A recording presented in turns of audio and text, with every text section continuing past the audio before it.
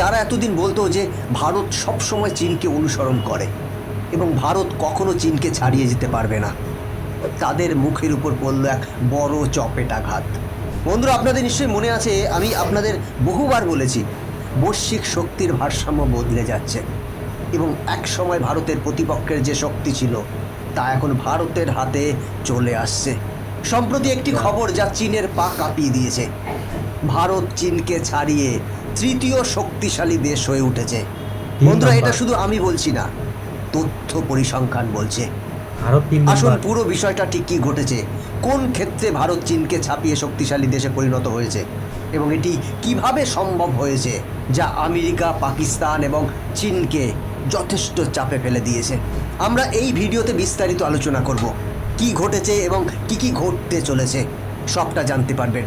তাই সম্পূর্ণ বিষয়টি জানতে ভিডিওটি শেষ পর্যন্ত দেখুন এবং আপনি যদি এরকম বিশ্লেষণ নিয়মিত পেতে চান তাহলে চ্যানেলটি সাবস্ক্রাইব করে রাখুন, কারণ আপনাদের একটি ক্লিক আমাদের জন্য বিরাট উৎসাহ দেয় এবং আমাদেরকে এই ধরনের বিস্ফোরক ভিডিও আপনাদের সামনে তুলে ধরতে উৎসাহিত করে।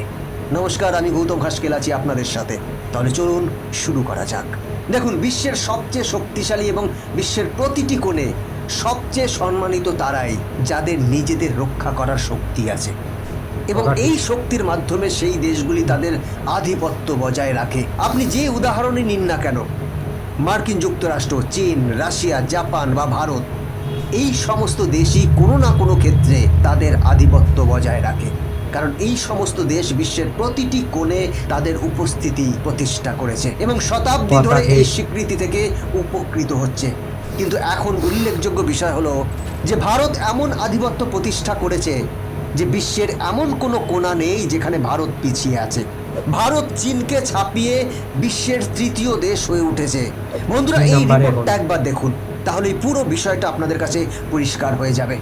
আমরা গ্লোবাল এয়ার পাওয়ার র্যাঙ্কিং সম্পর্কে কথা বলছি, যেখানে ভারত গত কয়েক দশক ধরে ধারাবাহিকভাবে চতুর্থ স্থান ধরে রেখেছিল।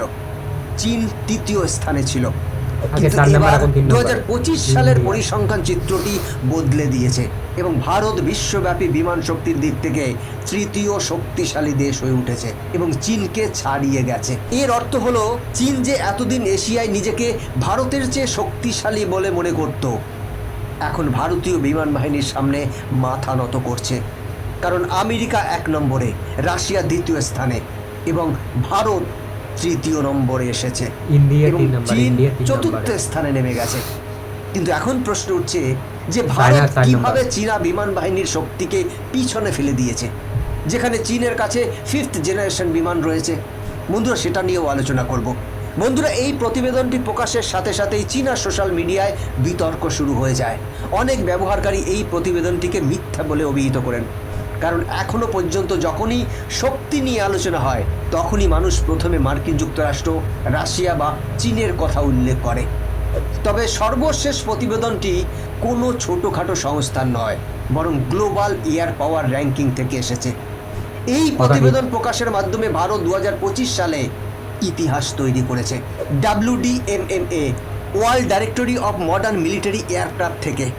এই সংস্থা বিমান বাহিনীকে কেবল তাদের বিমানের সংখ্যার দিক থেকে নয়, তাদের আধুনিকতা, প্রযুক্তিগত বৈচিত্র্য, প্রশিক্ষণ ক্ষমতা এবং যুদ্ধ প্রস্তুতির উপর বিমান বাহিনীর মূল্যায়ন করে। এই বিশ্লেষণে ভারত তৃতীয় স্থানে রয়েছে, যেখানে চীন চতুর্থ স্থানে নেমে গেছে। তবে ভারত এই প্রথমবারের মতো চীনকে ছাড়িয়ে গেছে তা কিন্তু নয়। 2022 সালেও একবার ভারত চীনকে ছাড়িয়ে গিয়েছিল। সেই সময় ভারত 69.4 পয়েন্ট এবং চীন 63.8 পয়েন্ট পেয়েছিল, কিন্তু তারপরে আবার চীন ভারতকে পেছনে ফেলে দেয়। তবে 2025 সালের র্যাঙ্কিং স্পষ্ট করে দিয়েছে যে চীন যতই লাফিয়ে উঠুক না কেন, প্রতিবেদনটি দেখায় যে ভারতের বিমান বাহিনী এখন কেবল সংখ্যা নয়, গুণগত মানও ধারণ করেছে। চীনের কাছে পুরনো বিমান থাকলেও গত কয়েক বছরে ভারত তার বিমান বহরের সম্পূর্ণ আধুনিকীকরণ করেছে। রাফালে, তেজস, সুখোই, মিরাজ এবং আসন্ন অ্যামকা প্রকল্প, এই সব ভারতকে পরাশক্তি হওয়ার দিকে এগিয়ে নিয়ে যাচ্ছে। ভারতীয় বিমান বাহিনীর এমন শক্তি রয়েছে যা অন্য কারো কাছে অতুলনীয়। এই কারণেই ব্রিটেন সম্প্রতি ভারতের সাথে একটি চুক্তি স্বাক্ষর করেছে, যেখানে ভারতীয় পাইলটরা ব্রিটিশ পাইলটদের প্রশিক্ষণ দেবে এবং আরেকটি গুরুত্বপূর্ণ দিক হলো যে ভারতীয় সামরিক সরঞ্জাম, তা সে ক্ষেপণাস্ত্র, লঞ্চার অথবা অন্যান্য ছোট অস্ত্র, যার চাহিদা ক্রমশ সমগ্র বিশ্বে বাড়ছে এবং সবাই ভারতের তৈরি পণ্য চায়, অর্থাৎ মেক ইন ইন্ডিয়া। এর অর্থ হলো ভারত যে আগে আমদানিকারক ছিল, এখন রপ্তানিকারক হয়ে উঠছে। অতএব এই অর্জন কেবল প্রযুক্তির জন্য নয়, মানসিকতার জন্য। পূর্বে ভারত তার সমস্ত বিমানের জন্য বিদেশি দেশগুলির উপর নির্ভর করত, কিন্তু আজ ভারত নিজস্ব বিমান তৈরি করছে মেক ইন ইন্ডিয়ার অধীনে। কেবল তেজস নয়, ভারতে অনেক উন্নত ড্রোন, হেলিকপ্টার এবং ক্ষেপণাস্ত্র ব্যবস্থা তৈরি হচ্ছে।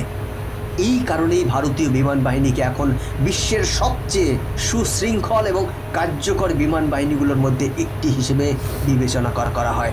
বন্ধুরা, এবার এশিয়ার পাওয়ার ব্যালেন্সের কথা বলতে গেলে ভারত সেখানেও উল্লেখযোগ্য সাফল্য অর্জন করেছে। এশিয়া পাওয়ার ইন্ডেক্স 2024 প্রতিবেদনে ভারত জাপানকে ছাড়িয়ে তৃতীয় স্থান অর্জন করেছে। এর অর্থ হলো বিমান শক্তির দিক থেকে বিশ্বের সাথে তুলনা করলে ভারত তৃতীয় স্থানে রয়েছে। কিন্তু যখন আমরা সামগ্রিকভাবে এশিয়ায় ভারতের আধিপত্য বিবেচনা করি, সকল ধরনের শক্তির ক্ষেত্রে ভারত এখন এশিয়ার তৃতীয় সবচেয়ে শক্তিশালী দেশ হয়ে উঠেছে। ভারতের দ্রুত বর্ধনশীল অর্থনীতি, বিশাল যুব সমাজ এবং স্বনির্ভর প্রতিরক্ষা শিল্প ভারতকে এই র্যাঙ্কিংয়ে এগিয়ে নিয়ে গেছে। এখন ভারত কেবল অস্ত্রের ক্রেতাই নয়, বরং ক্ষেপণাস্ত্র ব্যবস্থা থেকে প্রশিক্ষণ প্রযুক্তি পর্যন্ত রপ্তানিকারকও হয়ে উঠছে। ভারত এখন অন্যান্য দেশকে আধুনিক প্রতিরক্ষা নীতি প্রণয়ন করতে শেখাচ্ছে। বিশ্লেষকরা বিশ্বাস করেন যে ভারতের উত্থান হঠাৎ করে ঘটেনি, বরং এটি একটি দীর্ঘমেয়াদী কৌশলের ফলাফল। গত 3 দশকে ভারত 3টি ফ্রন্টের পরিকল্পনা বাস্তবায়ন করেছে: প্রতিরক্ষা নীতি, বিদেশি অংশীদারিত্ব এবং দেশি উৎপাদন। এখন যখন চীনের অর্থনীতি ধীর গতির দিকে যাচ্ছে এবং জাপান জনসংখ্যা সংকটের সাথে লড়াই করছে, তখন ভারতের সুষম উন্নয়ন আমাদের এশিয়ার নতুন কেন্দ্রবিন্দুতে পরিণত করছে। বিশেষজ্ঞরা বিশ্বাস করেন যে 2030 সালের মধ্যে ভারত কেবল এশিয়ার নয়, বরং বিশ্বব্যাপী শীর্ষ 3টি শক্তির মধ্যে স্থায়ীভাবে একটি হয়ে উঠতে পারে। এটি প্রমাণ করে যে ভারত কেবল একটি দেশ নয়, বরং বিশ্ব নেতার ভূমিকা পালন করতে প্রস্তুত। ভারত এখন বিশ্বের সাথে তার নিজস্ব শর্তে কথা বলবে। এটি আসল বিজয়, শ্রদ্ধার জয়, শক্তির জয়, ভারত মাতার জয়।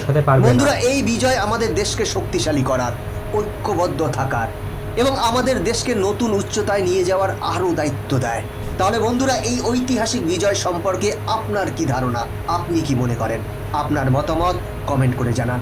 আর হ্যাঁ, যদি আপনিও ভারতীয় হিসেবে গর্ববোধ করেন, তাহলে কমেন্টে জয় হিন্দ অবশ্যই লিখবেন। তো গাইস, ভিডিওটা যদি ভালো লাগে অবশ্যই লাইক, কমেন্ট, শেয়ার করবেন। চ্যানেলে নতুন হলে অবশ্যই সাবস্ক্রাইব করবেন এরকম ভিডিও দেখার জন্য। তো এতক্ষণ ধরে ভিডিও দেখার জন্য অনেক অনেক ধন্যবাদ।